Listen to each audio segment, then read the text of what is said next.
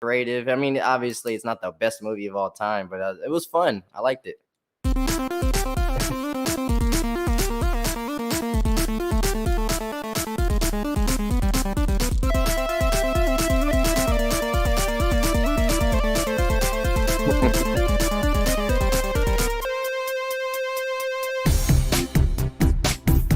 Oh, had no idea that. We're just chatting and chatting. I'm about to right now, because just when you saying that, I'm about to bring it up right now.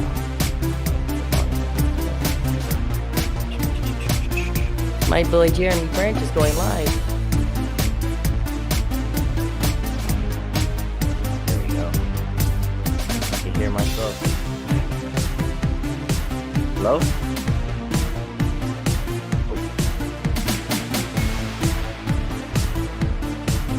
Yeah. I don't know. That's on purpose.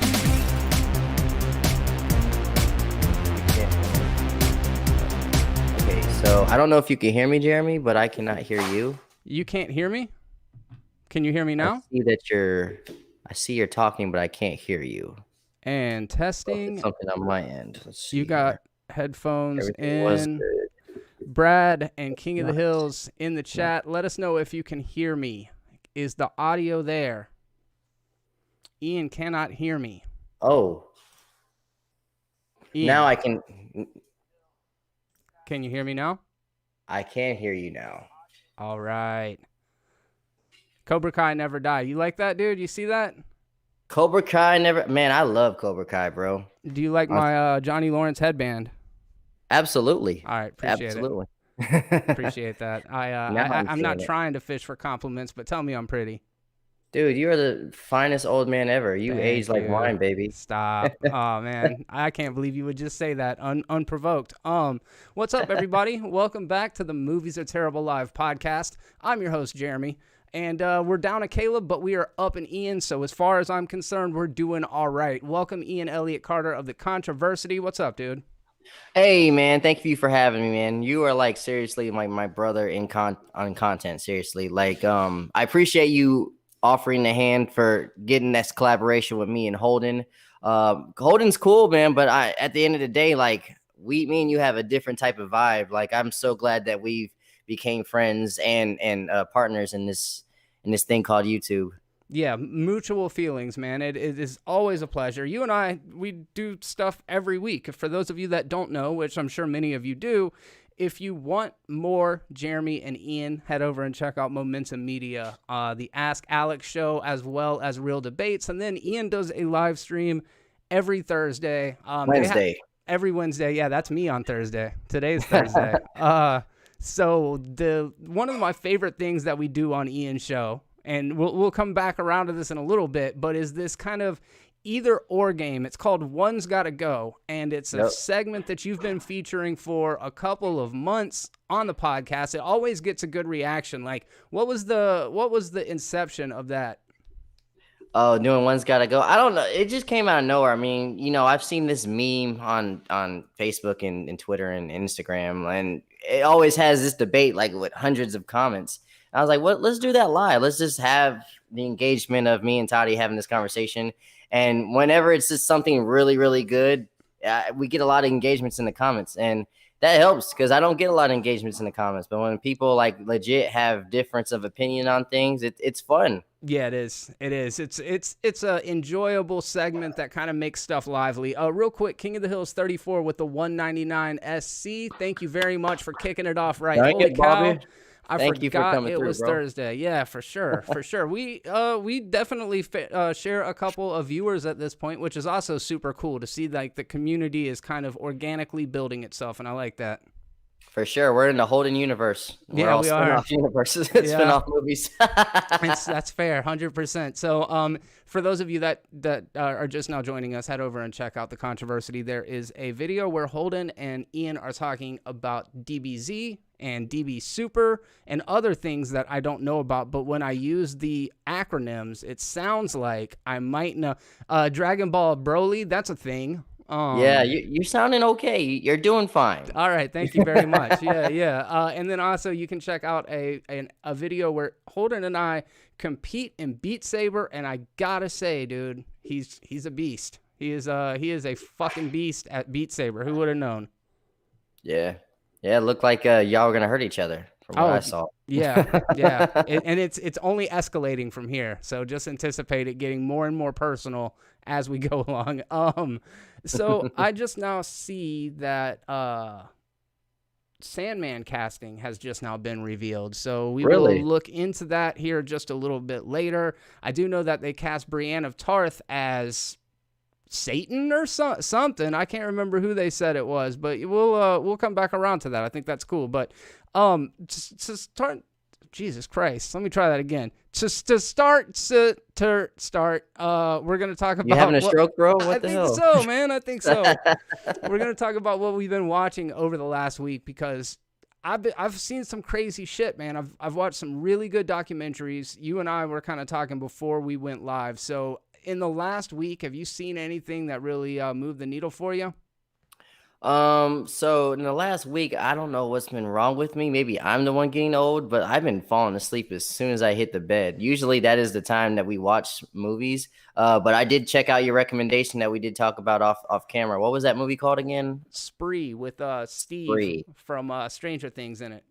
Yes, that movie was like, it's one of those like horror comedies, kind of like Tucker and Dale, but more of a horror thriller. About somebody with mental illness trying to get his views up on YouTube, kind of like us.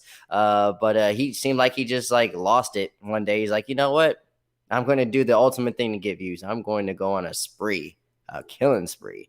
And it was really, it was very entertaining. I'll tell you that. And it's on Hulu. I really enjoyed it. Yeah, that is an enjoyable watch. And it is funny because it's like, I'm sure it's relatable to millions of people, the setup, but then like it goes to immediately you're like, oh no, this guy's fucking nuts. Like I'll get stressed out about it, but I'm never going to get that stressed out about it.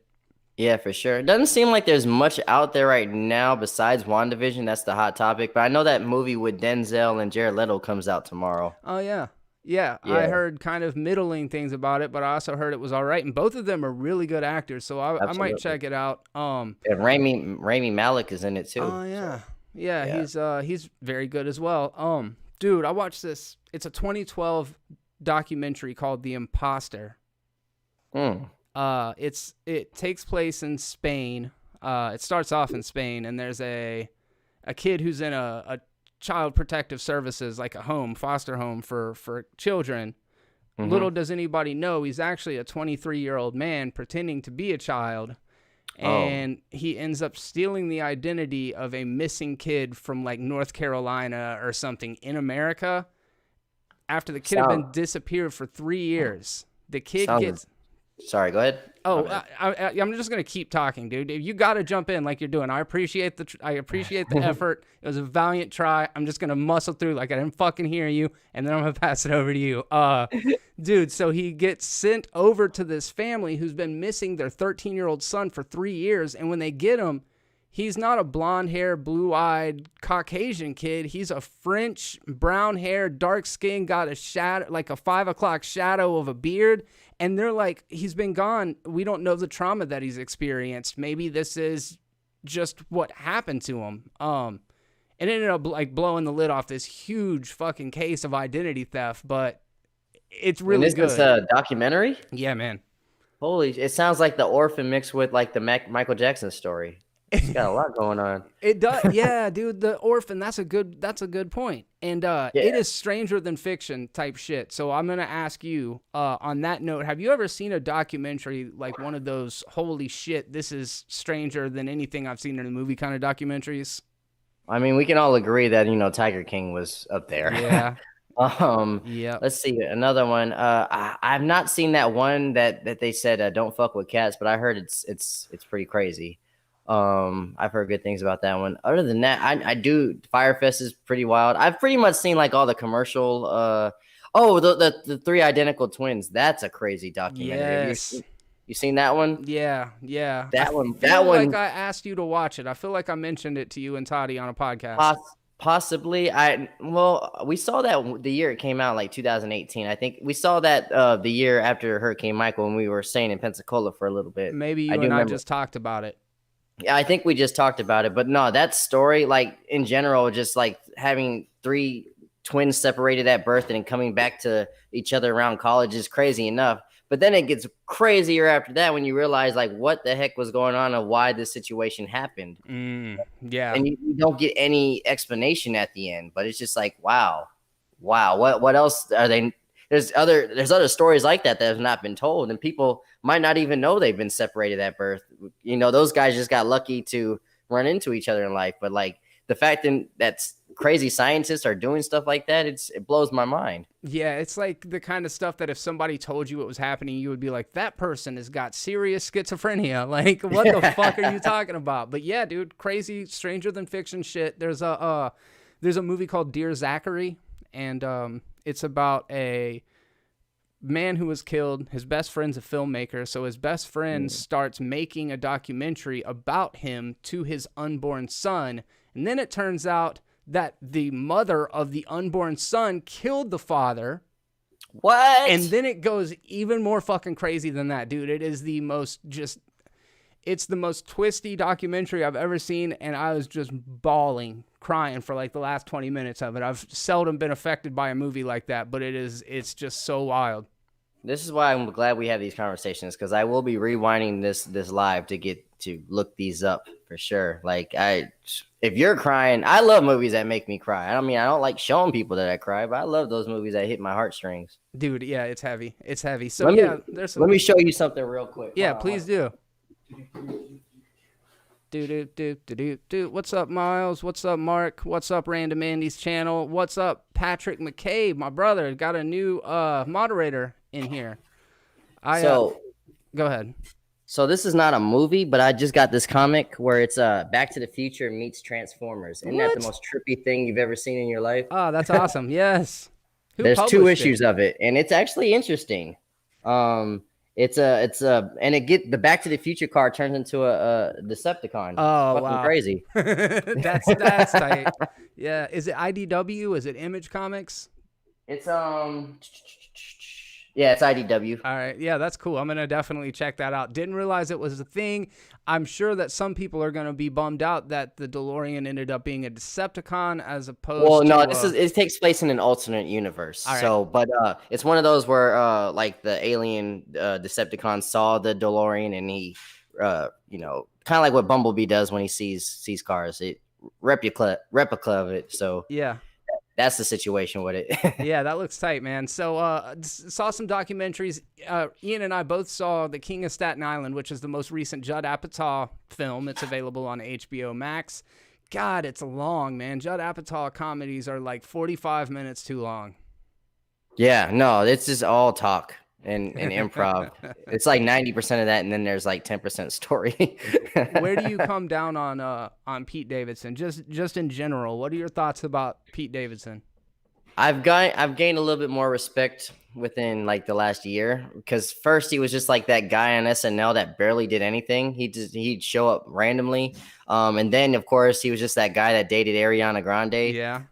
But then like after that, like at least Ariana Grande boomed up his celebrity just for affiliation. But then I saw a little bit of his stand-up that he had on Netflix, and I thought like it was chuckle funny. It wasn't terrible, but he had some lines that made me laugh. And then I saw that thing he did on SNL for Christmas, the Stan parody. Genius. Oh yes, dude, that was really good. Yep, very good. And he held his own with Chappelle in that sketch about the Count Dracula or Count Chocula. I don't know if you saw that one. I did. I saw that episode, of course. So I think he's starting to grow on me. Like first I was just like, oh, why? What is Pete Davidson here for?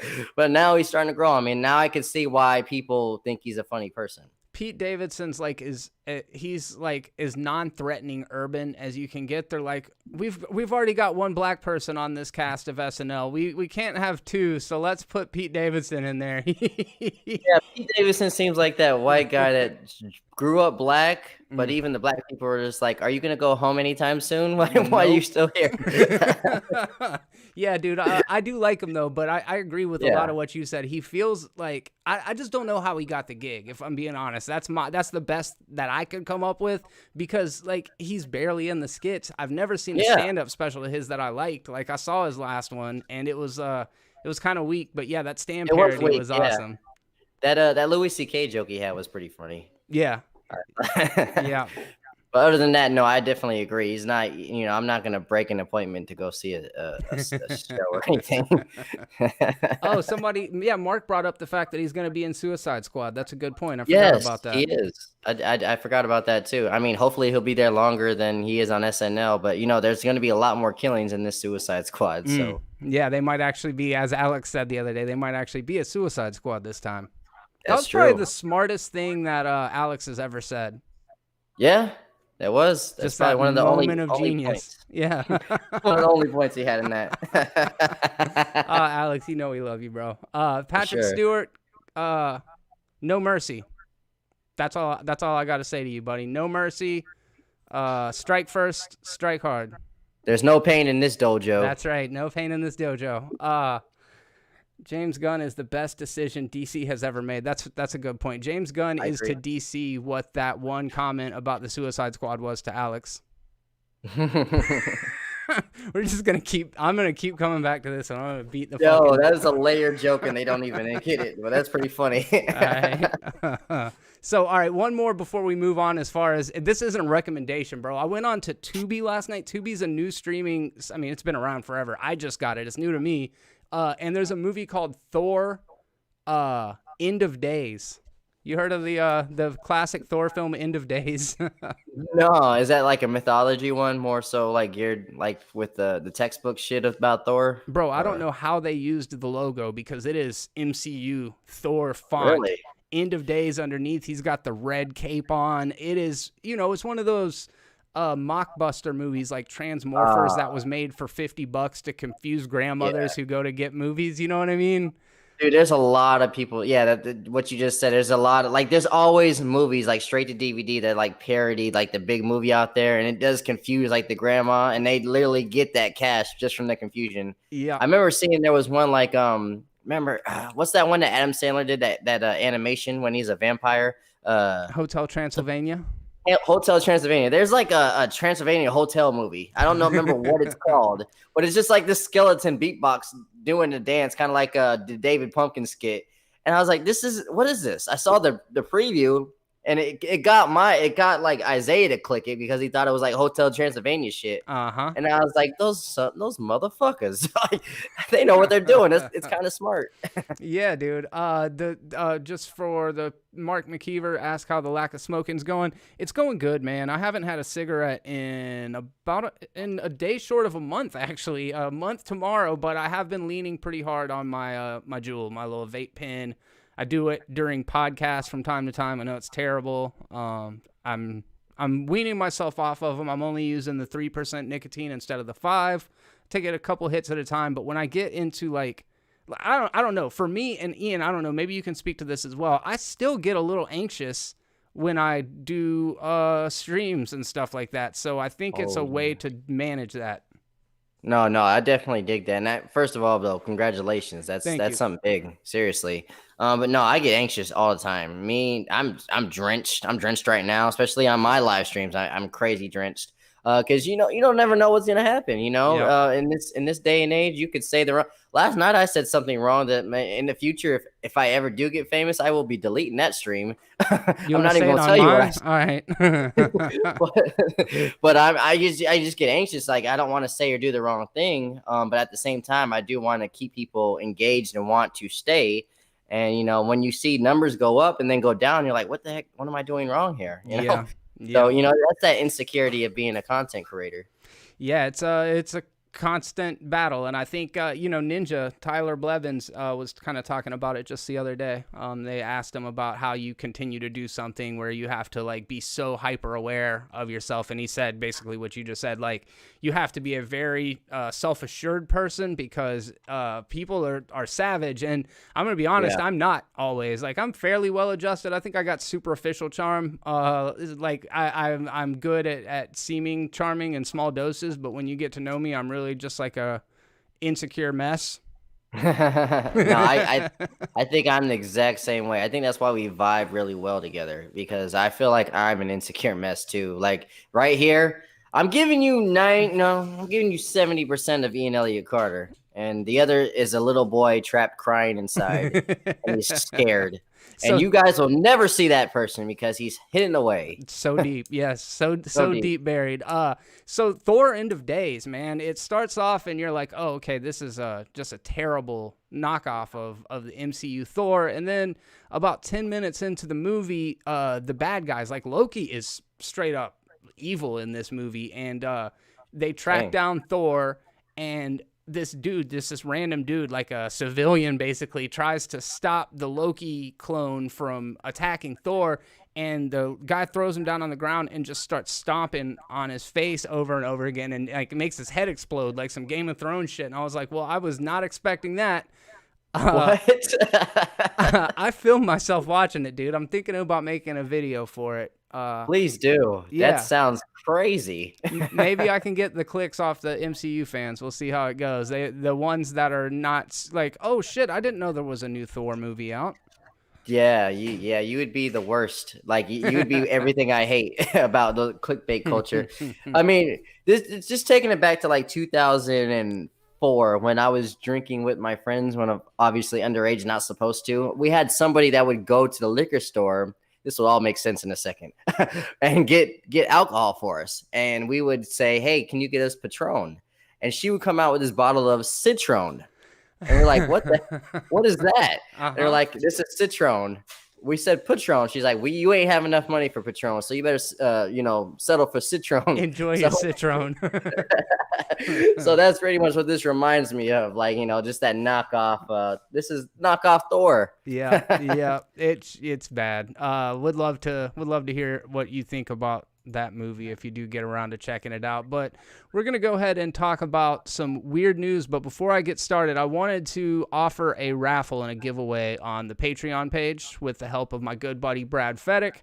However, even just mentioning the word raffle or giveaway in the headline or the body of the post gets you flagged from Patreon. Apparently, you're not allowed to do giveaways on Patreon, which I did not know that. So I'm going to do it here. I don't know what the YouTube rules are, but all you got to do if you want to be entered for a chance to win a randomly selected film. I've got all sorts of digital copies of some excellent movies that are new releases, as well as just beloved franchises, everything from Batman to The Lord of the Rings. If you can think of it, I've probably got a digital copy of it. So all you have to do to win is leave a comment down in the comment section after the video. I'm going to go through afterwards. I'm going to use a random generator, and I'm going to pick one of those people to win a digital copy of an upcoming film. So if you guys want to be a part of that, make sure to get on the action by leaving a comment below. Miles McClain coming through clutch with the $9.99 super chat. Thank you so much. He said, gotta head out, Jeremy.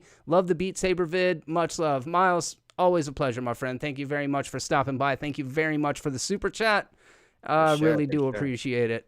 I hope one of your winners gets a Serbian film. They deserve it. I've got that one on deck. That's one of the. Yeah, the loser gets that one. In fact. Oh hell! If you guys don't know what a Serbian film is, definitely don't watch that. You'll thank Ian later. No, you guys better watch it because I had to watch that crap. So I want you guys all to suffer.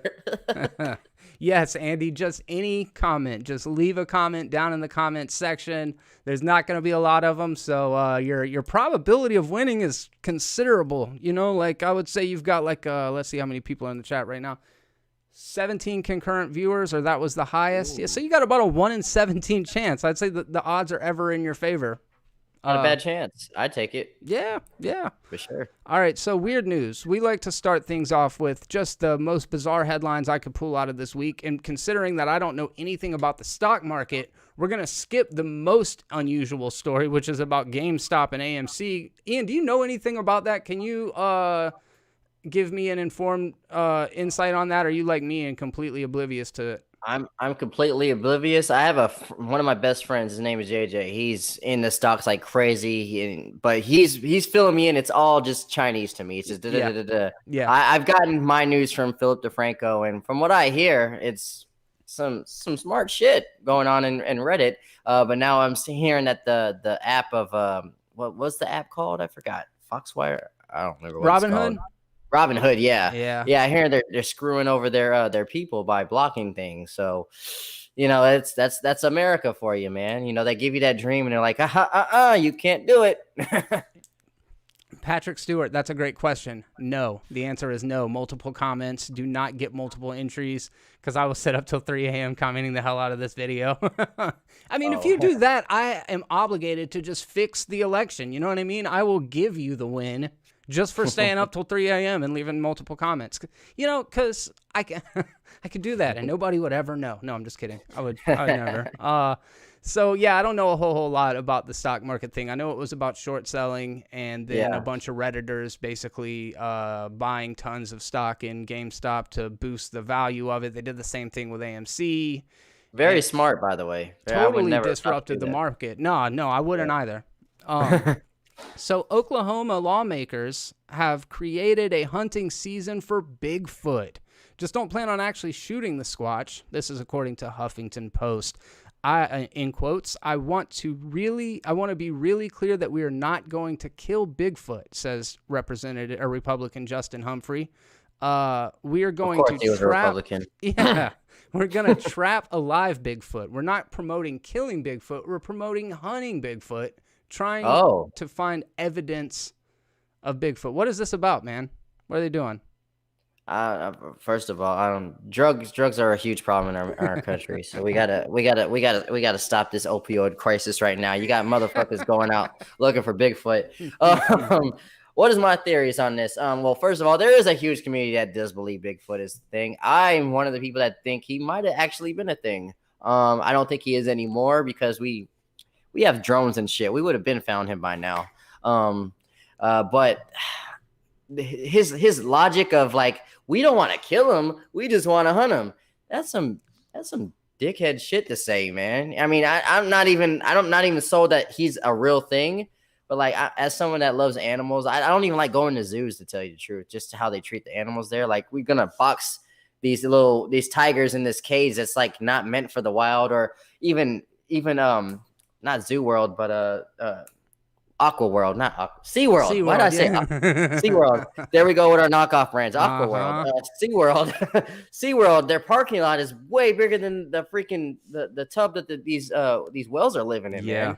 So, I mean, not to be an environmentalist on that subject, but I'm just not a fan of people like trapping animals and putting them in cages. I hate that shit. We're really operating under the assumption that these people could potentially find a Bigfoot, and I appreciate you humoring that for a second. That's me. Yeah, that's me humoring it. Like, man, you're being very disrespectful to Bigfoot. Get Glory Outright on the phone. So, Andy, don't worry. We all got bad politics. Don't feel personally offended because none of us know what the hell we're talking about.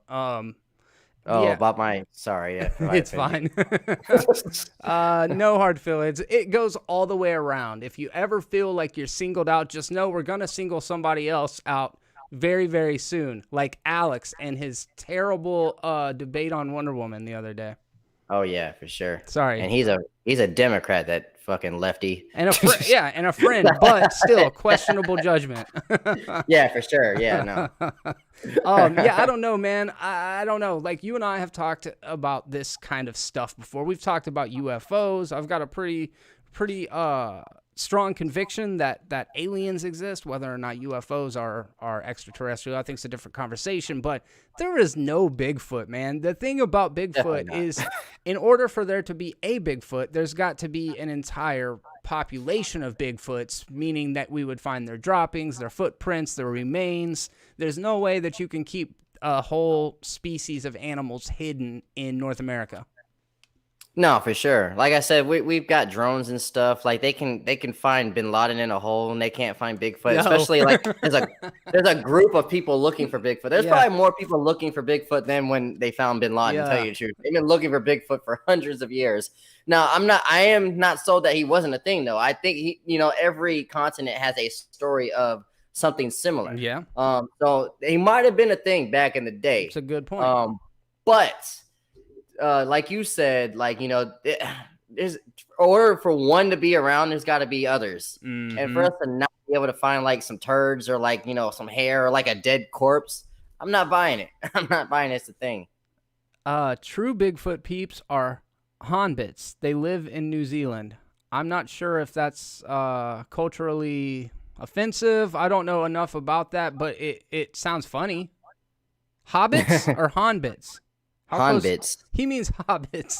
I think. Hobbits. Oh, that's a small foot. It is. Yes, it is. Well, they're very small. They got big feet. I'm imagining that their feet are probably the size of regular men's. They're just not. I don't know. Yeah.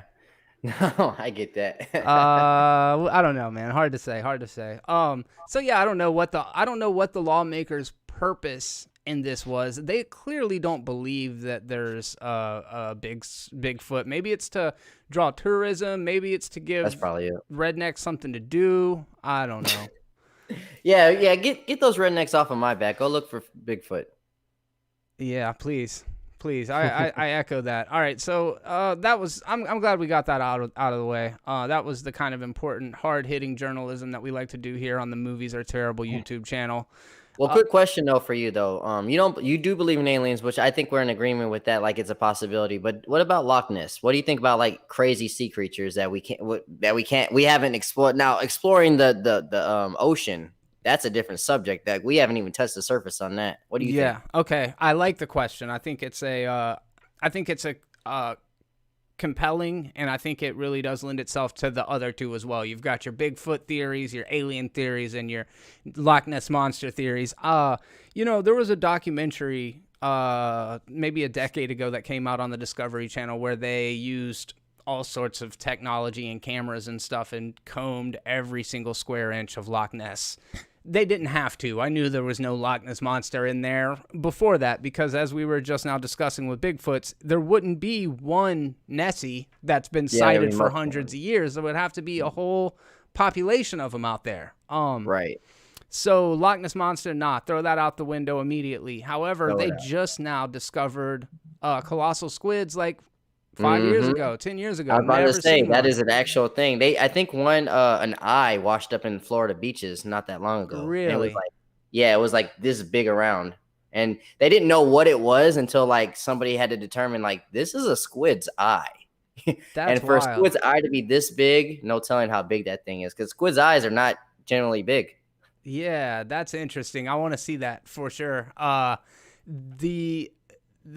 was a shark that had been pulled onto a boat that had been attacked and partially eaten by something else, and whatever it was is said to have been massive. So they're like, was it a bigger predatory shark? Was it some sort of whale? We don't know what it is, but it took out a freaking 15-foot great white shark with, a solid bite or whatever. So I wouldn't be surprised, Ian, if there is some crazy shit down in the depths of the ocean that we don't know about. We have no idea. A lot of times, remains wash up on shore, but I imagine a lot of them just kind of sink to the bottom of the ocean and are never seen again, Yeah, no, I dig that. No, I 100% agree with what you're saying. Like, we haven't even discovered the surface of like how much stuff is down there. There could be like, it could be something that make a whale look like a puppy dog down there, Yeah. So I'm very open-minded about that. Now, what you said about Loch Ness, though, yeah, there had to be multiple ones, and those don't go down deep. Those seems like animals or creatures that would be like closely toward the surface. Yeah, plesiosaurs, because they've got those necks. I don't know how good those would actually do underwater. Wouldn't. No, you wouldn't have to think go so. up. Exactly. Yeah, it's interesting. And it turns out plesiosaurus are actually very closely related to dolphins and whales as opposed to like fish and sharks. So a lot of people don't know that, but if you're a huge dork, you know a lot about that stuff. Shucks. Yeah. Oh, yeah, Harry and the Hendersons. Brad, I know Harry and the Hendersons. That's a classic right there. I showed my son that last year. I loved it. It's still funny to me. Did he like it? He liked it. Yeah. Hell yeah. Yeah. That's the litmus test is like, do the kids like the stuff we liked when we were kids? And if the answer is yes, then it must hold up pretty good. Exactly. It warmed my heart to hear that he liked it. It still holds up. I mean, it's obviously like a Jim Henson type movie. It's silly, but like it's still entertaining though. Yeah, I agree.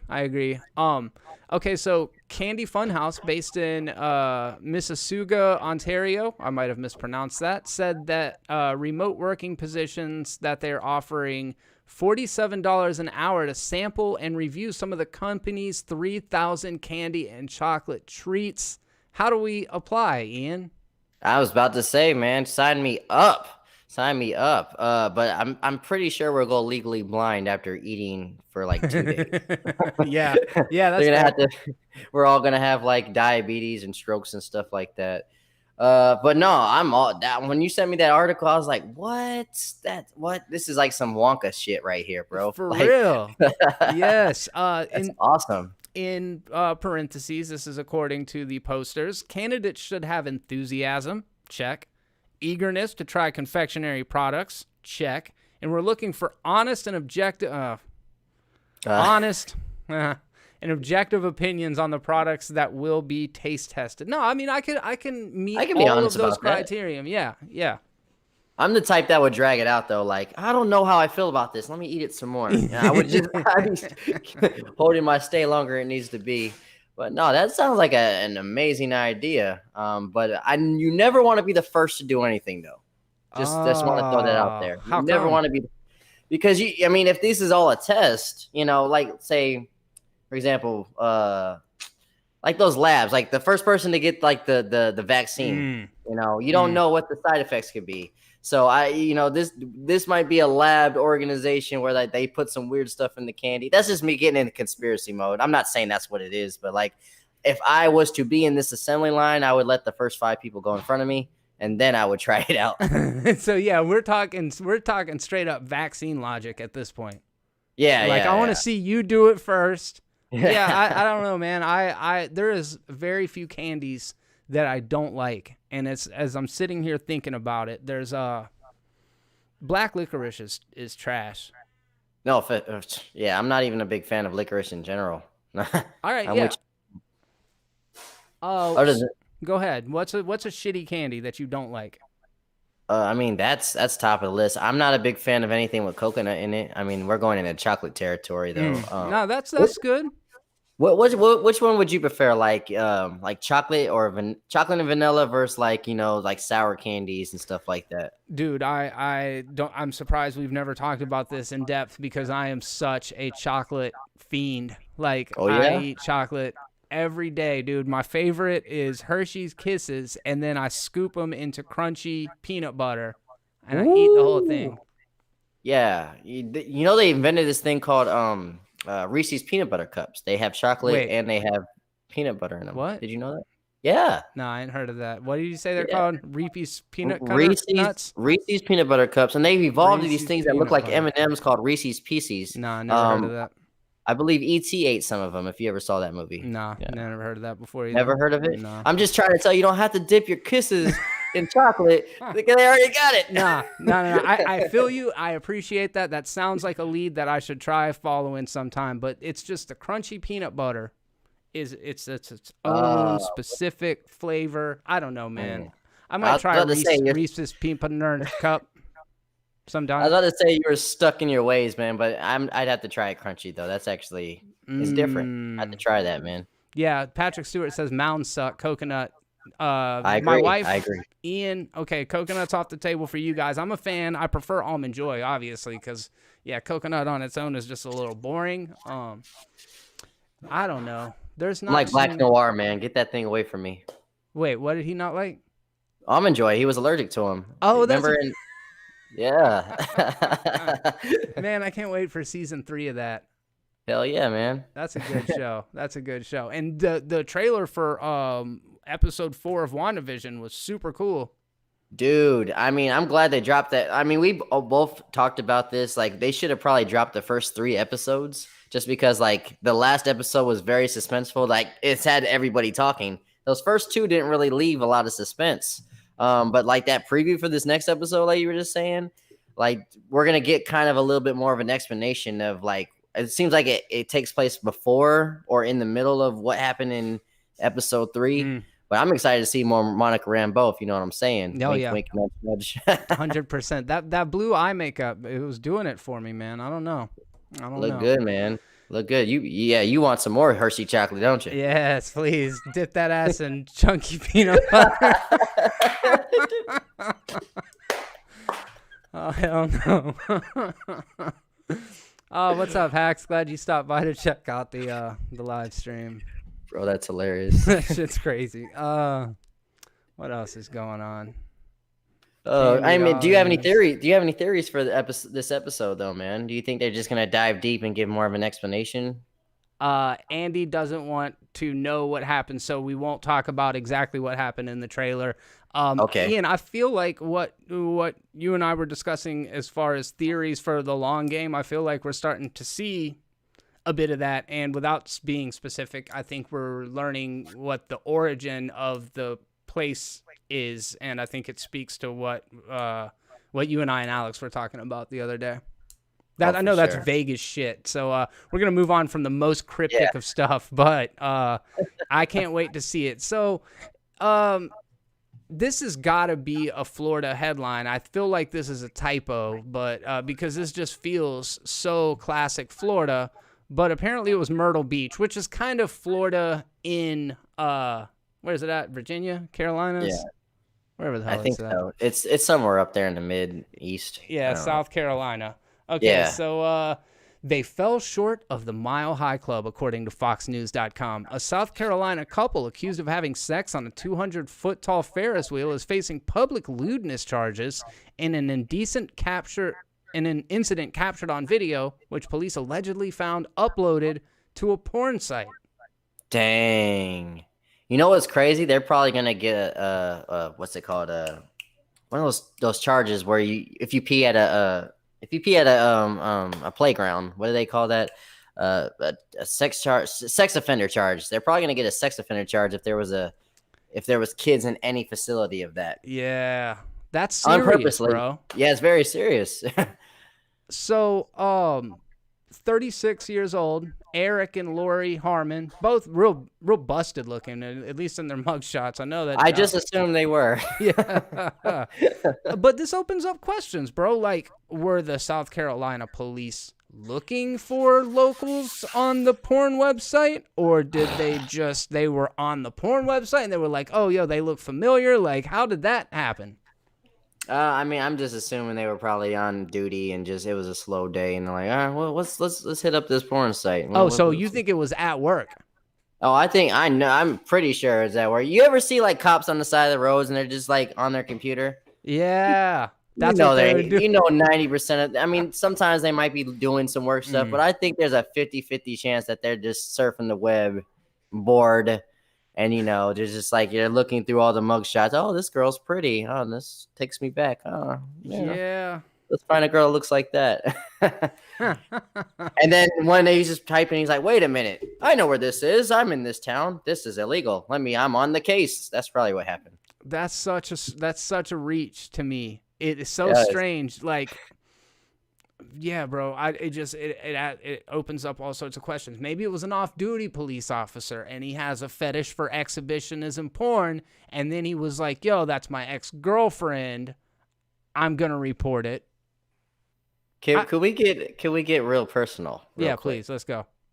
All right, good. So your audience is gonna know a little bit more about you. So, what is the craziest place you ever did it? Oh man, I'm so glad you asked that. Because it is oh god, dude, it is the most probably. Oh my god, dude, I can't even say it. I cannot even say it. Nah, because it is worse. Okay, yeah, let's do that. Damn, I'm so stuck on the first one. It was at a church lock-in. I'll say that much. It was at a church lock-in. But yo, it was worse than that. Worse than the church lock-in, bro? No, that was it was that was the worst. specifically where it was at. That made it even worse than that. But yes, church lock-in, worst, craziest place. That's crazy. I think you got me definitely beat, bro. Oh, dude, yeah, we'll have to talk about that sometime. Change my perspective on a lot of things that night. That's fine. Okay, so I guess we can't cast judgment on these people that are, what was it, a Ferris wheel or Nah, whatever? dude, seems tame. Yeah, no, same thing. They're closer to God than you were, apparently. That's actually a good point. Dude, I asked you that to say this. I guess sometimes you just gotta live in the moment, man. You know, regardless of consequences. I'm not saying I promote that and I'm for it, but like sometimes, you know, just like that thrill. You know, that's why I'm not mad at the situation, but you know, at the same time, like, there's one part of me is like I'm not mad at the other part's just like, dude, that's nasty. Why would you do that? You know, there's two parts of Ian talking right now. No, I get it. And you've got children, so I imagine the second part of you is a bit stronger. When you brought up the fact that potentially, you know, there could be spectators that are seeing this, it kind of changes it a little bit. But look, I'm gonna be honest, bro. I've seen a lot of those kind of videos. Oh, for sure. Not necessarily in a fucking Ferris wheel in Myrtle Beach, but like public is a whole subgenre. So do you think, like, how many people get in trouble for this kind of stuff? Because I've never heard of somebody getting arrested for appearing in porn in that capacity before. Have you ever heard of that? No, and you're right. There is a subgenre. Don't ask me how I know. But there's definitely a subgenre for it. If you get in trouble for this thing that's so many sites have, I think it might possibly be a personal attack or just like somebody personally, like, you know, reported it or something like that. That's what it's kind of sounding like to me, because obviously it's so many of that out there, countless. Yeah. Well, you did make a point too about me being a father. Like, there's sometimes I do watch porn, maybe, and then when I'm done watching the porn, I'm just like, dude, what's wrong with you? You're somebody's daughter, you know. That's just the hypocrite of me. Like, you know, I'm here for pleasure, then I'm daddy. Like, shame on you. What? Your dad's probably very disappointed in your mom. Like, why would you do something like that? So why do I get overcome instantly with shame after I come? That's the question for the day, folks. all like that. Dang, we are really getting personal today. Oh, let me check your chat. What are they saying? They've all gotten suspiciously quiet, bro. I think they're all dropping off. Oh no, I got more viewers yet. That's cool. That's cool. Of course, they want to hear about that church story. Dang. So, yeah, I don't know, man. I have very mixed feelings about it because, like you said about living in the moment, I can respect that. The fact of the matter is, it's such a like landmark kind of thing that I don't want to get in that cart after they done that. Right. No, I get that. No, that's definitely not. You don't even know which one it is, so you got to say no to all of them. Like, oh dang, I just sat in somebody's loogie. It's a good way of explaining it. Yeah. All right, that's a good time to move on. All right, what else is going on? Don't we have some movies to talk about, dude? I don't think we do. I forgot to put that part on the outline here, so we're just gonna carry on with the porn talk. I think it makes my listeners uncomfortable. You got to remember, man, they came over here from Holden Hardman's YouTube channel, and they're like, dude, what is this guy about? Totally. Yeah, we're definitely. I know we're in the Holden universe, but yeah, our spinoffs are way different than a solo movie. Yeah, it's like trying to put Daredevil in the next Spider-Man movie in a way. Dude, real quick, did you hear about Kellyanne Conway's daughter? Yeah. That's crazy right there. That's a good weird news story real quick. So Kellyanne Conway's underage daughter 16, I believe, has been very outspoken against Kellyanne Conway for the last several months and the Trump administration and all of that stuff. Well, a couple days ago, a topless photo of the girl, I I can't remember her name right now, but Kellyanne's daughter was posted to Kellyanne's fleets, which are the stories basically on Twitter, and then of course disappeared, but not before all the screenshots went out. And there's been a lot of like kind of rampant speculation. How does something like that happen, dude? I have no idea. I mean, she's claiming it could have been a hack, but there's also like, I guess the story is she took her phone and she went through her phone, maybe like, the typical teen getting grounded thing.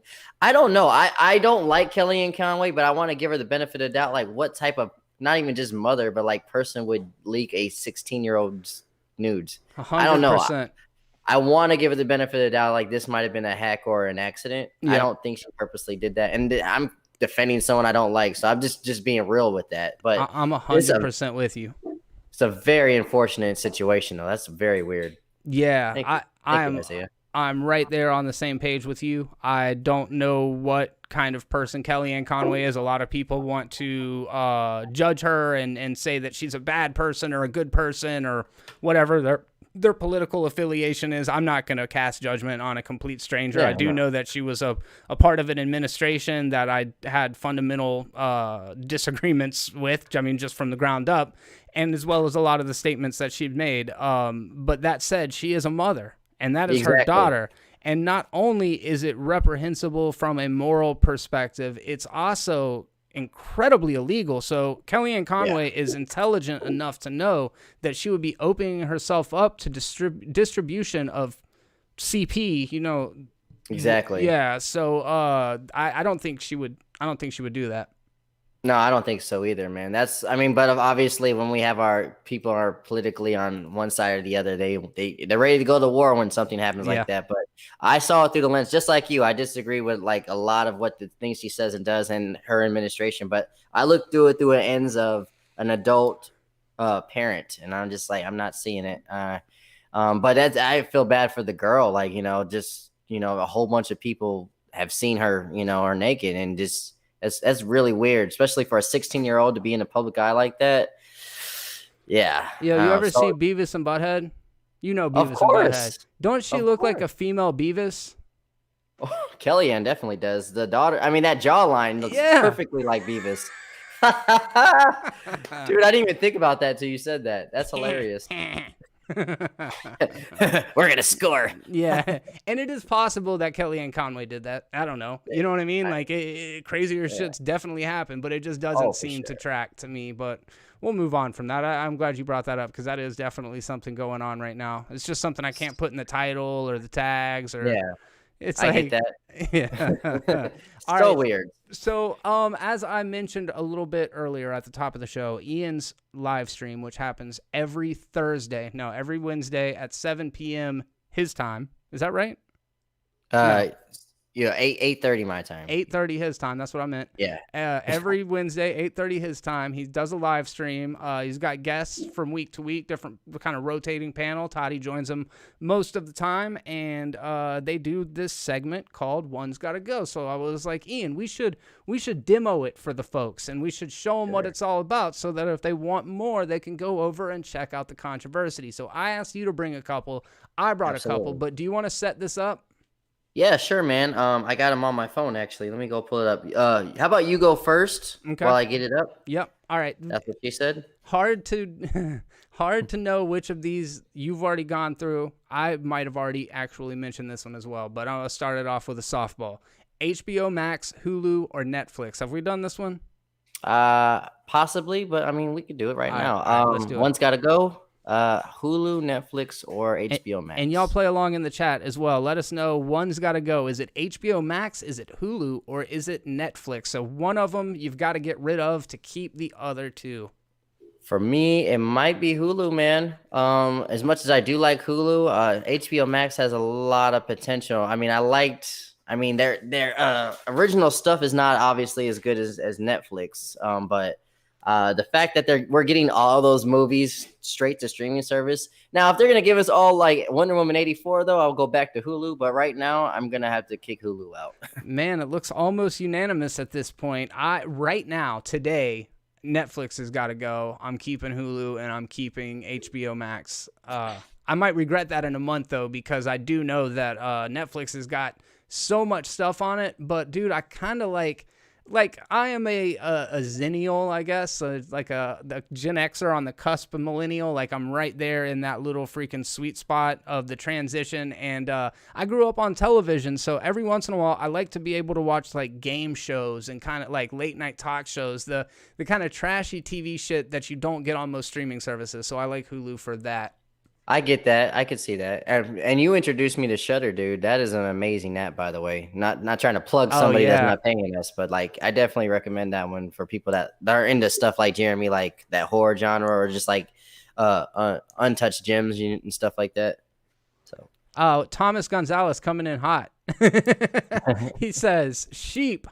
Fuck HBO. They're all wow. sheep.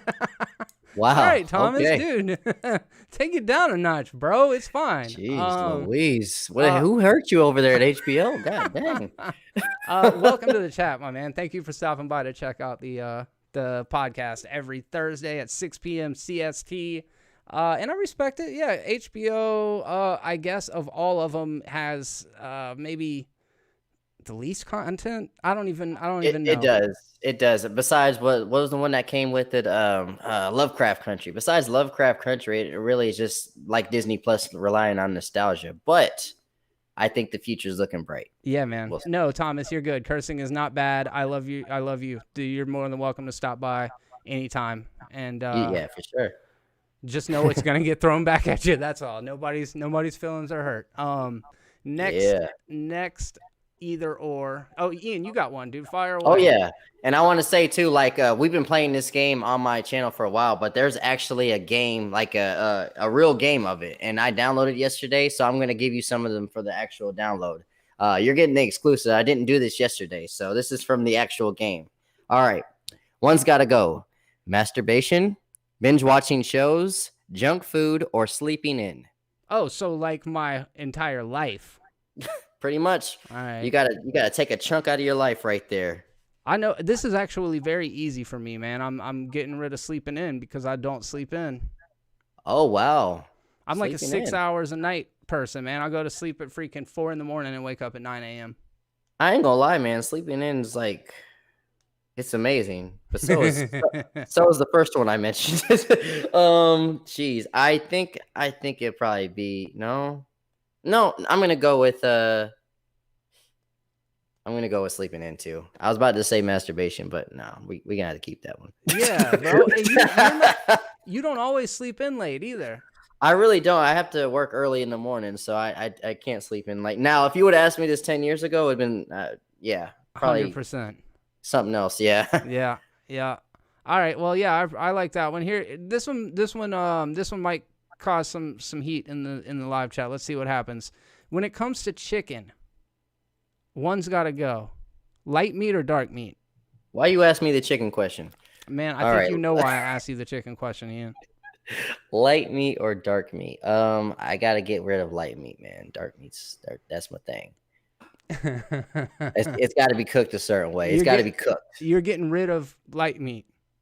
Light meat, man. You know, I don't like, I mean, yeah, I like light meat. Get the hell out of here. What do you mean you get rid of light meat? Yeah, fuck light meat. All right, man. I'm just making sure that you're willing to commit to that, bro, because the best fried chicken is the white meat. The best grilled chicken is the dark meat, and that's what I'm sticking to. Okay, now that you mentioned that, I'm going to have to go with dark meat because you said the magic word, fried chicken.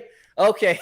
I believe that the best flavor of chicken is thighs off the grill. You got to slow smoke them. They're delicious. Dark meat is got the better taste of the two, but fried chicken, I feel like fried dark meat is just too greasy.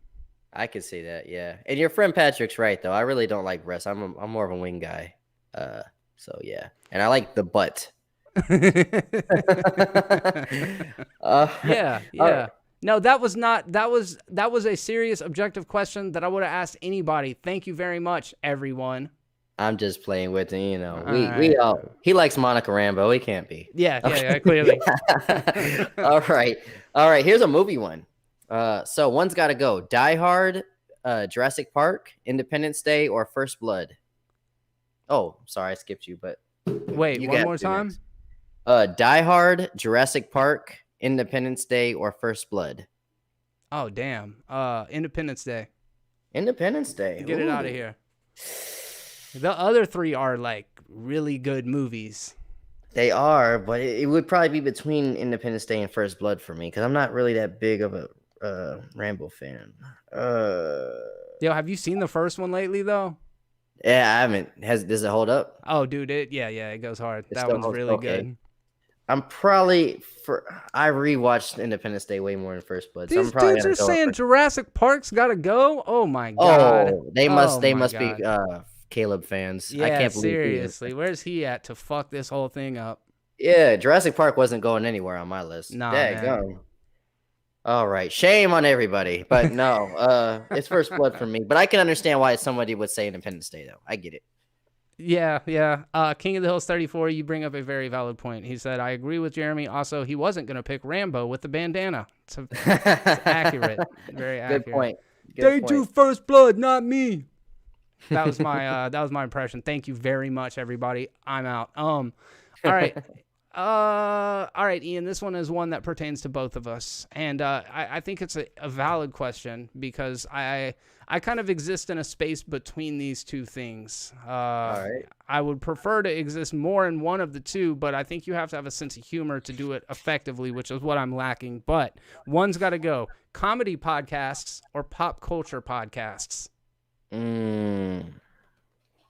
Probably comedy podcasts, tell you the truth, because most of those are hit or miss. Really? Really, yeah. I'm not. Okay, so are we talking about like Andrew Schultz and like Joe Rogan and stuff like that? Is that what we're saying? Yeah. Okay, never mind. Pop culture's got to go. I thought you meant like people actually trying to do stand up on the podcast. That's why I was like, no. I meant what I'm thinking of is like Bad Friends, Tiger Belly, Your Mom's House. Your Mom's okay, yeah. Those are I watch those religiously, so no, they got to stay. They got to stay. That's literally like I watched. I listened to what's his name? What is his name? Who's the angry dude? Sorry, Wald. I'm catching a blank right now. The angry one that was on Chappelle's show, funny as heck. Oh yeah, Bill Burr. Bill Burr, yeah, he's got an interesting podcast, dude. Yes. His is great. Yeah, pop culture could leave. I'm glad you clarified that. No, I listen. Those are like literally my news sources right there. Probably not the best news sources, but that's where I get like my stuff right there. Yeah, same. You know, for me, I got a good justification for why I would choose comedy podcasts over pop culture podcasts, and the reason why is that I can read every bit of entertainment news that I need. I can go to Entertainment Weekly, Variety, Vanity Fair, Hollywood Reporter. I can go and find the pop culture news on my own, but comedy podcasts are driven by the personalities behind them, and a lot of times that doesn't translate into words in the same way. So yeah, dude, I consume a lot of podcasts every week, and about 90% of them are comedy podcasts. I don't even know that I'd put Joe Rogan in that category because his is a little more straight, man. He's not doing a lot of jokes. He's just, talking open mind. He's being open minded to other people, which I can respect that. I like what your friend Patrick McAbb said. Bill Burr's Philly rant is one of the funniest things ever. So hilarious. That is probably the top 5 funniest videos on YouTube. Seriously, check it out if you've not seen it. Like he's like 5 minutes or 2 minutes. He's just going off for like how long was it? Like 10 minutes long. Dude. Just going off. F the Liberty Bell. F Rocky. He doesn't want to fight yet. It's so funny. Yeah, dude. I don't know how he does. He just turns that on. From what I hear, off camera, he's like really chill and nice, but he just turns that anger on when he's on the microphone. He's so good. He was on Bobby Lee's podcast Tiger Belly about 3 weeks ago, and it is so damn funny, dude. But yeah, if you just watch highlights of Bill Burr at interviews, because he does not suffer fools. You know what I mean? Like, oh, for sure. He is so quick to just be like, "You're a fucking idiot," and I love that. Have a good night, Brad. Appreciate you coming by to hang out, man. It's always good to see you. Good night. Good night. Careful, this is a pop culture podcast because you ain't funny, Jeremy, says Mark McKeever. Thanks a lot, man. I appreciate that. It's accurate. It's 100% accurate. That's why I brought the weird news segment into it. I'm like, if I can't make stories about people fucking and carousels funny, I'm doing something wrong. And I Here think we you're are. funny, Jeremy. Thank you, man. I appreciate that. Again, fishing for him. Gotta just be Very. like, you think I'm funny? All right. You What's got up, me, Nick dog. Mayfield? You ready for your next one? Yeah, hit me. All right. Your physical appearance, your inner health, your financial security, or safety of your family. This is going to get really Ooh, deep. This is damn. really deep. Let me repeat it one more time for the people in the chat. Go. Your physical appearance, Mhm. like you want to look like The Rock. Your inner health, like, there's no problems. Like if you have any issues with your health, it's gone. Financial security, no more bills, baby, you're good. Or safety of your family, which is a very selfless act, like making sure like nobody gets hurt that you love. Dang, dude, one's got to go. It's One's funny. gotta go. I think oh man. I mean, the right answer is my looks, my physical attractiveness would be the one thing that's got to go. But I mean, let's be real, it ain't going anywhere. You know what I mean? Oh no, well, it's gone. It's been gone for years, brother. You're gonna have to accept that. All right. What about you, man? Look at you sliding away from the answer. No, Try I not just to did. No, I just Oh, did. so you're going with the physical looks? I got to Okay. get rid of my physical looks. Okay. I so got to that's a try very really hard to get rid of my attractiveness. You know how it is. I mean, you don't know how it is, but I'm probably gonna have to get rid of the safety of my family. Screw that. I'm just kidding. Physical appearance is probably it too. Like if I'm financially okay, who cares if I look good? Just ask DJ Khaled. Yep. That's a very valid point. Or shit, Bobby Lee talking about that guy. He's got Kalila Kuhn, man. Wow. Anyways, yeah, I like that question. I think the one answer is like, are you a vain person? Are you willing to sacrifice the health and well-being of yourself and your family for your looks? Right. That's really what it comes down to. And I am. Wait, I mean, I'm not. It gets confusing. Let's see. All right. One's got to go, Ian. I'm ready for you. Let's do it. Kong or Godzilla? Kong or Godzilla? Godzilla or Kong? Man, Godzilla's a lot more iconic. And he would definitely like kill, like obliterate Kong. But there's something about Kong that I've just always liked. He's just, I don't know, and he outshined Godzilla in that trailer too. He kicked his ass. I'm probably gonna have to say Godzilla got to go, man. That's probably. Dang. Hot take. And I know you're a huge Godzilla fan too, so I know that you did not like that answer. Yeah, I'm not happy about it. I'm checking my clock to see how much longer I have to tolerate this. Yeah, I got to go Godzilla. I appreciate where you're coming from, and it's really hard to not go with the great ape. I mean, Kong is just so likable, you know? Exactly. I can't believe you went there. Goodness, I was not expecting that. Yeah, man. Yeah, I definitely think we should switch gears here into some movie news. We've got an hour in and haven't even touched on any movies yet. However, speaking of Godzilla and Kong, we got a little bit more of a look at what the film is going to be in the first full-length trailer. It was released a couple days ago now. It's coming on about, it was early this week anyways, but both of us saw the trailer. Both of us have kind of talked a little bit about it, but tell the folks at home how you feel about the trailer. But first, Random Andy's channel coming through clutch with the $10 super chat. Thank you very much. Tarantino, Scorsese, Spielberg, Nolan, Hitchcock. Can you see that chat, Ian? I can see it, yeah. All right, let's decide which of these has to go. Oh, wait, 3 can stay and the rest don't exist or they're movies. That's a good, whoa, look at them joining in on the game. I love it. Pastor in the chat. What's up, Pastor? Thanks for stopping by, man. Snap Keep Videos. I know you guys are already subscribed. Make sure to stop by and show them some love. Let them know Jeremy sent you.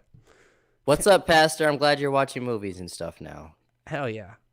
What's going on? Okay, so 3 have to stay and 3 have to go, right? All right. For me, Tarantino's staying for sure because that's my favorite director. Spielberg is my second favorite, so he's definitely staying.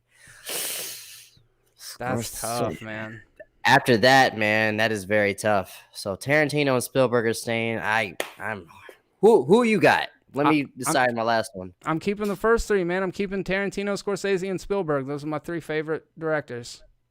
That might be my pick too. I mean, Hitchcock is still Still really good. You say Hitchcock?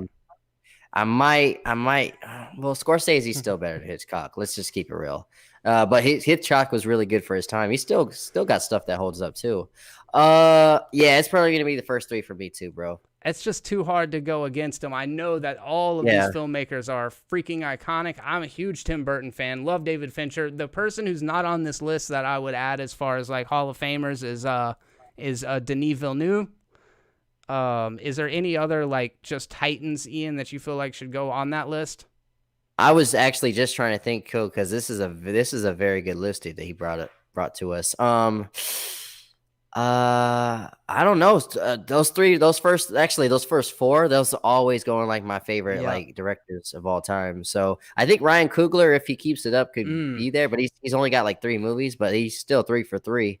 Spike Lee's got a hell of a resume as well, man. His movies are a little more hit or miss to me, but he's been cranking Yeah, out good movies since the very, very early 90s, maybe the end of the 80s. So I think he's got an impressive filmography. I feel you, and I feel like M Night could have been on that list, but he just has Mm. too much misses. But like his hits though are amazing. Yeah, that's actually a really good call as well. Yeah, great question, Andy. I would actually love to hear what you guys think. Leave them down there in the comments. Say, oh, Chief Supreme, very good call. I'm glad you brought the Coen brothers up because they are phenomenal. Oh, for sure, for sure. Thomas Gonzalez says George Lucas, absolutely. James Cameron, Snap Keep. Yeah, Pastor. Don't know how I missed that, man. Ridley Scott's really good. There's a bunch of them. Yeah, There's a bunch of them. Some really good filmmakers mentioned in there. So, okay, Godzilla versus Kong. I love the trailer. I hate the song selection, and it makes me sound like I'm coming down on the negative side of it strictly because I dislike the song so much. But there's some really cool fight sequences. The VFX look incredible. Like, that's the best looking Kong and Godzilla we've ever seen in film before. I'm really excited to see the Neon City battle with Kong actually in freaking what is it, Tokyo, wherever he's going to end up being, that Neon City at the end of it. So I'm stoked. Yeah. I can't wait to see it. Ian, what are your general thoughts on the trailer? Dude, I'm excited, man. I mean, I know we talked a little bit about this on Ask Alex, but like this got me hyped. This might be. I mean, I don't expect it to be like Oscar worthy or anything, but I expect to have a very fun time. Just watching from like the new rock stars how they broke it down got me more excited to see it. The fight scenes between two large creatures, you would have thought would have been like that great of quality. Yeah. Like, we're used to seeing like the people in the outfits going back at it. You at one point. That was do, but like they've got these monsters looking fucking real, and it's blowing my mind. And just those, you could feel the punch whenever Kong punches Godzilla. Like that's how good it is. Yes, I love it. Pastor just now said that the trailer made him root for Kong. I think Ian, you kind of said the same thing, huh? Me too, man. When he got that axe that's made out of the fin from one of the fins from Godzilla, I was like, let's go. This guy ain't playing. So Chris said, Chris M, welcome to the chat, my friend. He said Kong is a more interesting character in terms of fighting moveset, more options. I think that's actually a really good point. And Ian brought something to my attention that I wasn't aware of, and since then I've read a little bit about it. But that battle axe that Patrick just now mentioned is actually made from one of Godzilla's dorsal plates, which I had this theory that what we're seeing in the trailer isn't Godzilla, that it's actually Mechagodzilla in like a fleshy suit, kind of similar to the T-800 in Terminator or something. But then if that's true, then would an organic dorsal plate from Godzilla actually be a way to stop it? So I feel like because you said it's a dorsal plate, it means my theory is wrong. You know what I'm saying? Yeah, and I mean, I think your theory is what a lot of people are saying just because of the mecha little appearance and stuff like it, just because he's not acting himself in this trailer. But I do have a feeling that's actually, some of it might be Godzilla. That's what I think. And they seem like they know each other. Like the fact that when he's on the boat and he's like, and then he flips the whole thing open. That looked like it was just like, what are you doing here? I know you. Get away from me. Yeah. I don't know how I'm like showing the mannerisms of some made up monsters, but it did seem like they knew each other. I don't know how. It's just not said in these stories. Maybe hundreds of years ago. I don't know. Well, Kong's not even that old. Never mind. I don't know where I'm going with that, but it just felt like they actually had a previous like interaction before that scene. I If you feel you. I think that there's definite possibility of that. I feel like the ancestors or the parents of Kong and Godzilla might have some history. possibly, Somebody asked, Chris asked, does the plate have the lightning charge? We're only conjecture here. We're only speculating. We don't have any real information other than to say in the trailer when Godzilla is blowing the atomic breath at him, it looks like the dorsal fin holds a charge. he's holding it. It doesn't look like the dorsal fin creates a charge, but it looks like he's able to like absorb that energy, which could potentially lead to Kong doing his signature lightning moves that he had in the 1962 version of Godzilla versus Kong. So I'm interested, man. I'm actually really curious to see what they do with it. And what you got? I'm looking at Patrick's comment. Ian, how did Kong roar again? Roar! I don't remember how I did. Chief Supreme, that's a really good theory. Chief says it could be a spike from back in the day when their monster races first had a war and it was passed down to him. I agree. I think what I'm thinking. Yeah, I think that Kong goes down into the Hollow Earth and finds the weapon. It's almost like when the character in a RPG gets that weapon that like really maxes out their stats or whatever, increases their HP. So Kong doesn't do a Thor and goes for the head. Yeah. I am very much in the camp that Godzilla just destroys Kong in a real fight. However, it's a movie, and I don't feel that you can let the great ape lose to the reptile. I just feel like because of our human tendency to anthropomorphize creatures, we see ourselves in Kong more than we see ourselves in Godzilla. So I think from a writing perspective, the safer bet would be to assume that Kong is going to win. But do you think this though? Because that trailer, obviously he dominated him. But do you think like that seems like the obvious choice? Do you think it might not go that way? That's actually a really good point as well. I know that they're going to be the Essos at the end, and they're going to team up and fight Mechagodzilla or some other Godzilla. But I think their moms are named as Martha or something like that. Yeah. Hacks, have a good night, man. Enjoy dinner over there. Night. We'll see you next time, man. Appreciate you coming by as always. Chris M says Kong is Little Mac in this one. You're really speaking to my heart with the 80s references, my friend. I appreciate that. Strike hard, strike fast. Cobra Kai, never die. That is for those of you guys at home that don't know, Little Mac is the boxer from Mike Tyson's Punch-Out. Oh, classic. Connor Stork said, save Mothra. Save Mothra. Why did you say that name? Patrick Stewart with the $1.99 super chat coming through. Clutch. Never seen a Zilla movie. Preview has me sold. Oh, dude. Hopefully this will be a gateway drug into this, historic franchise. One of the longest running series of all time. I am a big fan. You could definitely skip that one from 1999 though, or 2000. Yeah. Chief has never seen a Godzilla movie. Ian, have you ever seen a Godzilla movie? Yeah. I actually went to the early press screening one, the one that came out last year, or was it 2018, 2019? I don't remember. Oh yeah, I didn't like that one as much as the first one, but it's always fun to get one of those press screenings. But I just like the look, honestly. These stories, they don't make any damn sense, but like the how technology has evolved, I just a fan of like the visuals. And they're great. I think 2014's Godzilla was really strong. I think Kong Skull Island was pretty freaking strong. I thought King of the Monsters. You like Skull Island? I thought the visual was good, but like as a story, I was just like, it's okay. Yeah, it kind of falls in the same camp as like Independence Day to me, where it's like it was fun to see it in the theaters, it was fun to see it with people, but it's hard to say like it's not great. You know what I mean? No, I dig that. I get you. You had fun. Yeah, I did. And like the MCU characters or actors are all up in there. We got Tom Hiddleston, Brie Larson, Samuel Jackson, Toby Kebbell. Shoot, we had Dr. Dre and Eazy-E in there too. Yeah, that's right. I forgot about that. Yeah. Yep. Dude, they should have brought him back. Dude, I'm not able to think of his name right now. The guy who played Dre.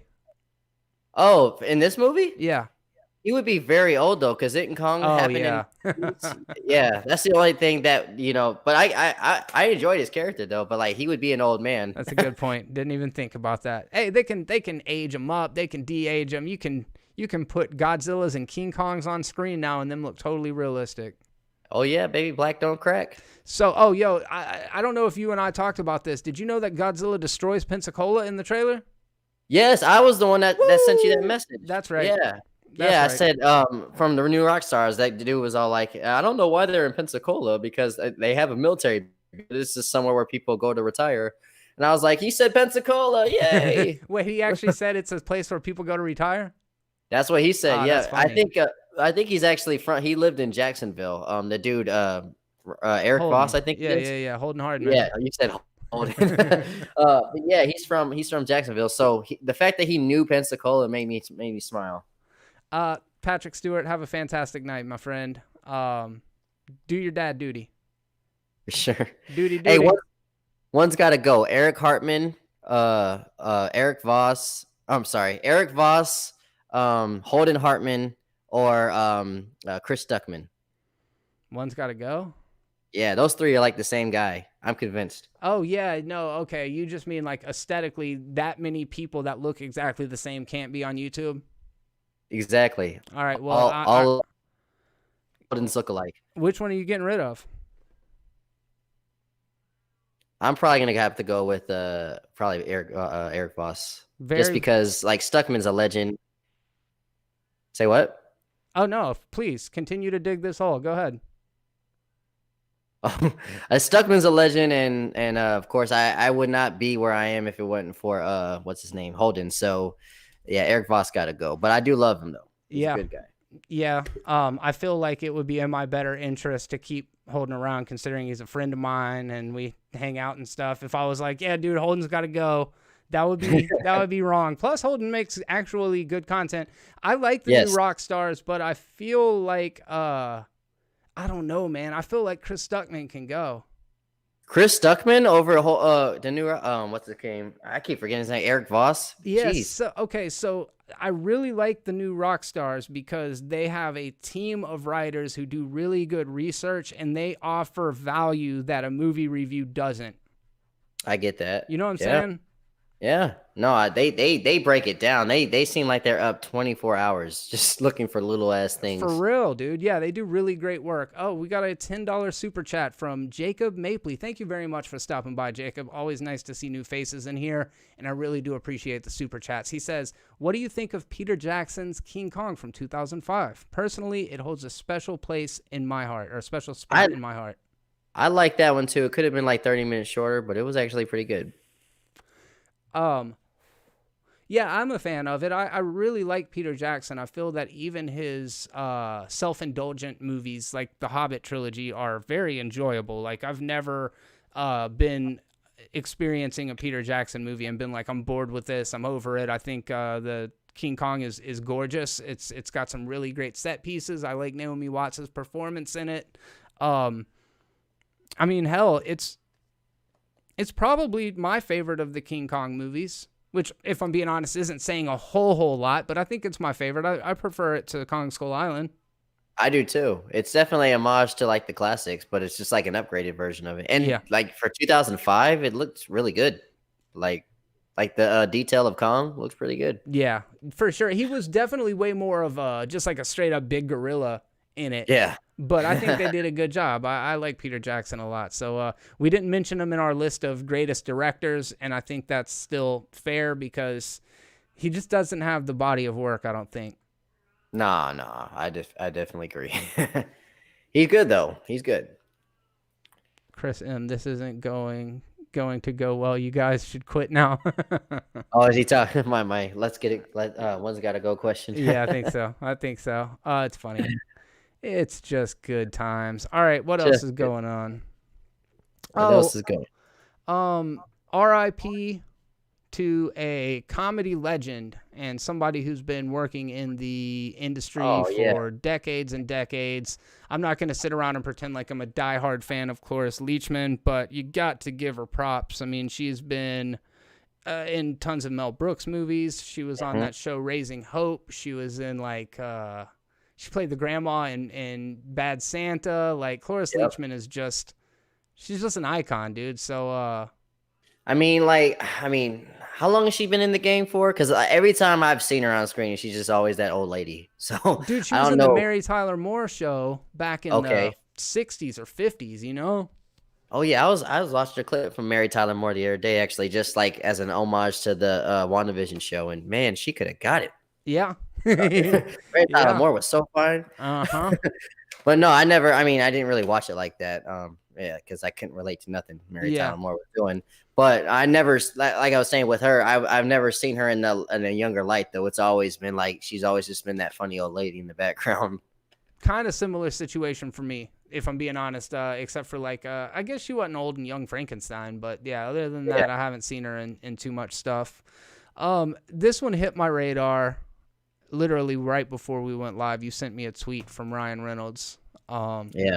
You sent me a tweet directly from Ryan Reynolds, and that was cool. I'm glad that he's tweeting you like that. Yeah, yeah. Me and Ryan go back, man, since Lampoon days, National Lampoon's. Van Yeah, Wilder. Van Wilder. Yeah, yeah. He owes me money. I don't have the tweet in front of me, I can pull it up. It's no problem. just so that Uh, we have exactly what it said. so I think he was like trying to advertise something for mental health. Like the thing about Ryan Reynolds, like you think he's like joking 90% of the time, but then then he'll hit you with some real stuff. Let me see if I can find it because I know I retweeted it. Um, sorry. Dead air, man. Oh. That's what they come for. That's what All they right, here come we go. for. Here we go. Okay, so Ryan Reynolds says, and this was in his recent tweet. Well, I don't know how recent. 2 o'clock. He wrote this. It's critical to have an open, honest, healthy discussions around mental health by retweeting hashtag Bells. Let's talk. You can make a difference. In case that's not enough. Before Disney bought Fox, Deadpool 3 was going to be a road trip between Deadpool and Logan. Uh, Rashmore style. So not sure the first half of that tweet. I think it's like some advertisement or like something, but then he's just throwing out some random thing like he had plans for Deadpool 3 with Hugh Jackman's Logan, which is like what? Crazy. So, what do you think, man? Are we gonna take him at his word? Do you believe that that was really what they were planning on doing? I mean, I'm as much as those guys hang out, I wouldn't be surprised. I don't know if this was before Logan or after Logan when they planned this out. But I don't see Hugh Jackman wanting to come back after his iconic role in Logan. So maybe it was something planned before Logan came out. Because I feel like Deadpool 2 came out right after Logan. Yeah. So it was like not that far apart from each other. So maybe that was the development until like maybe the Disney Fox deal. And then they were like, all right, well, we gotta wrap this up. We can't do any more movies with them together. But that would have been great. I have a feeling like those two seem like they have a good relationship, and that would have been awesome. I don't know how it would have worked, but they would have made it work.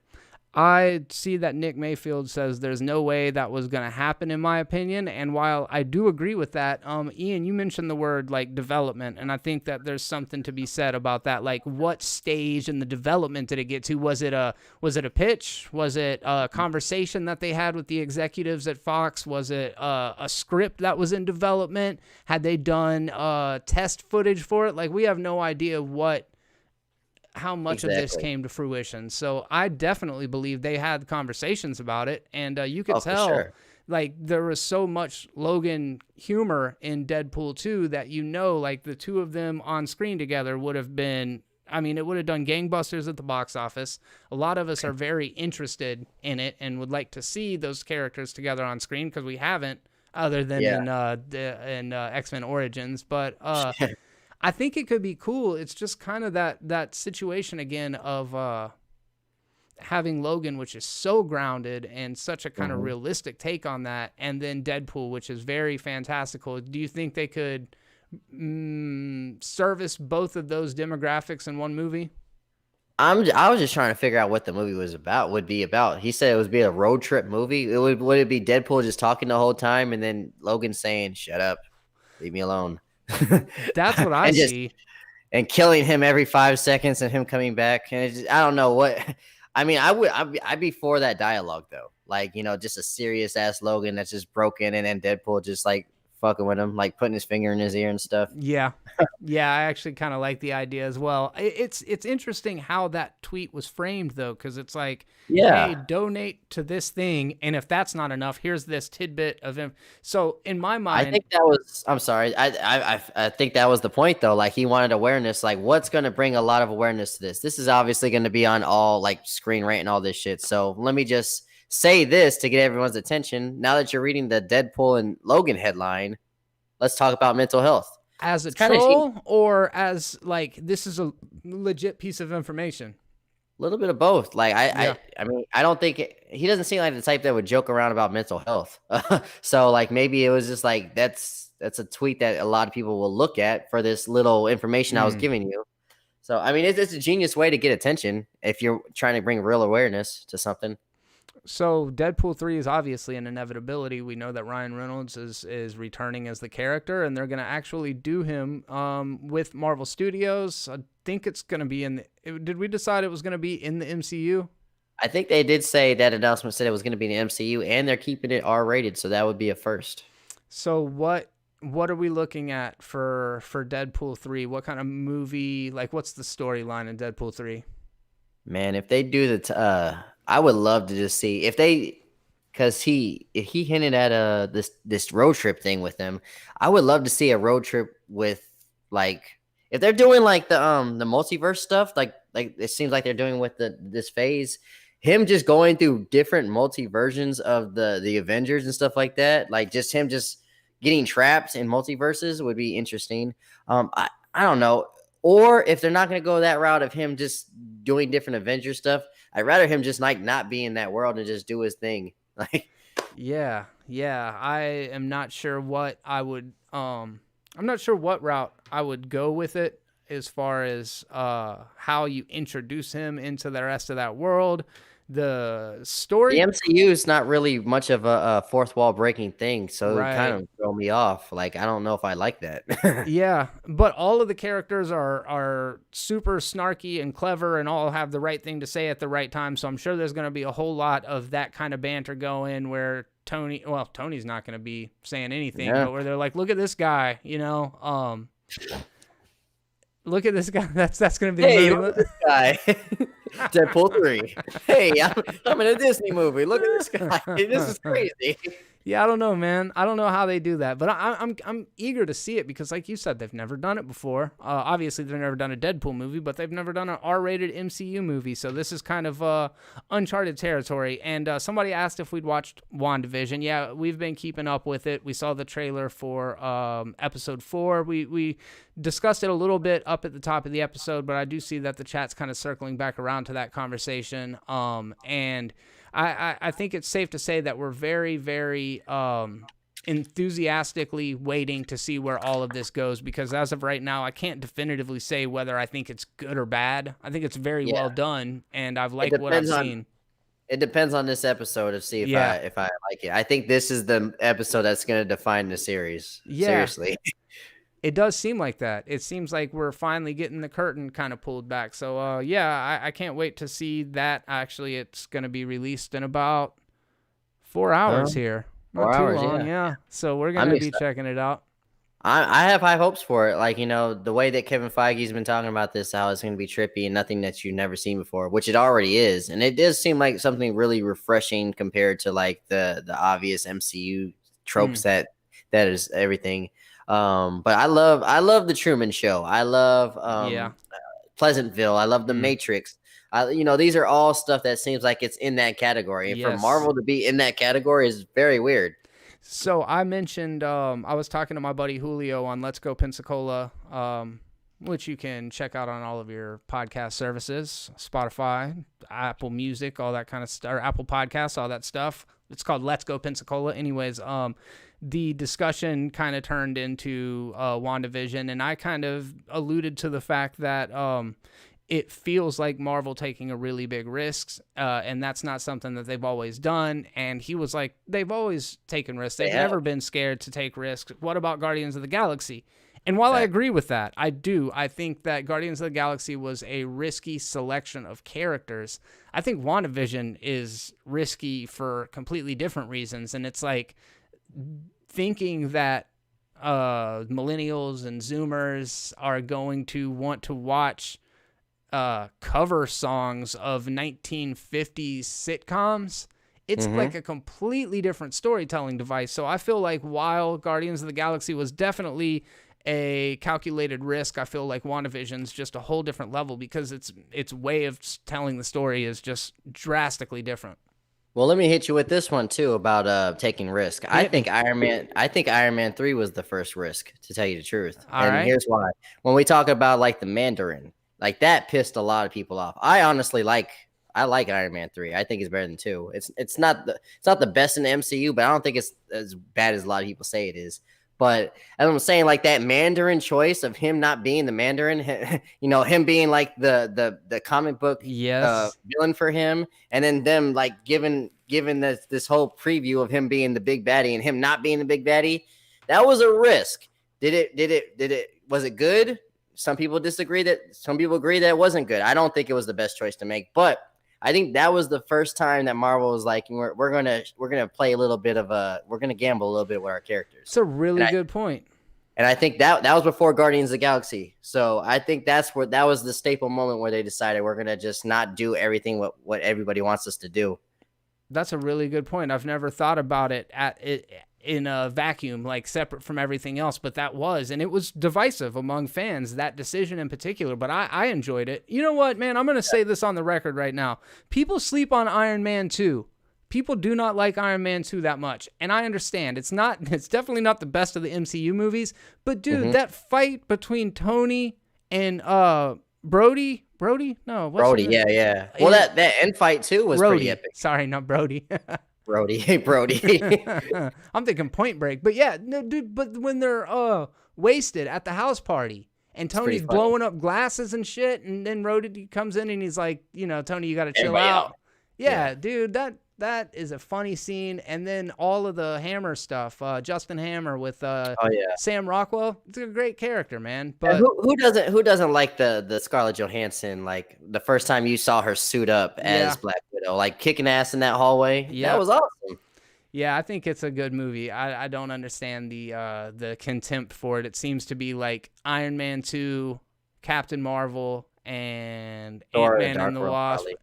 Well, okay, that's what you're going with is your least favorite? Thor: The Dark. No, my least favorite probably is Thor: The Dark World or the Hulk movie. Honestly, the Hulk movie's bad. Yeah, I'm not. A lot of people like it though. It's got a big following, but I'm not a big fan of it. But no, that's definitely Thor: The Dark World and Hulk and Captain Marvel probably like the bottom 3. Oh, okay. Connor says Guardians 2 was an even bigger risk, in his opinion, with the Ego Peter's mom retcon. Unfortunately, it was one that didn't really pay off for me, and while not a bad movie, I didn't like the direction they took it. All right, let me break that down, because I probably just am not super familiar. Ego Peter's mom retcon. Does Ego about him killing his mom? Yeah, I don't know the comic books, I guess. Yeah, no. Everything in Guardians I feel like is not comic book related. I think that James Gunn changed a lot of that. So I wouldn't know what's what and what's not when it comes to that. Oh wow, Pastor just now said the two really good comments. He said people hated Whiplash. They say his accent was terrible. I think that's a fair criticism, 100%. And then he also said Disney Plus removed Incredible Hulk, which I did not know. I didn't know that either, but I wasn't looking for it anyway, so yeah, maybe that's why. No, Incredible Hulk's actually owned by Universal. That's right. Yeah. But it has direct ties to the rest of the movies. For sure, but Spider-Man's not up on there either, but because that's owned by Sony. Oh yeah. Chris, as Ian just now mentioned it's owned by Universal. Yeah. Random Andy's channel popping in to reiterate that point as well. I want my bird. Yeah, that line was pretty funny. I got you this bird. You know what? What is this? What is this? Take his shoes. This is how I feel. All right, guys, we're going to go ahead and wrap this up. Connor Stork says Incredible Hulk is probably his least favorite of the MCU, not because it's terrible, just because it feels disconnected from the rest of the MCU because of Edward Norton. Yeah, absolutely. Yeah, I completely agreed. Thank you guys again for stopping by and spending some time to talk movies with us.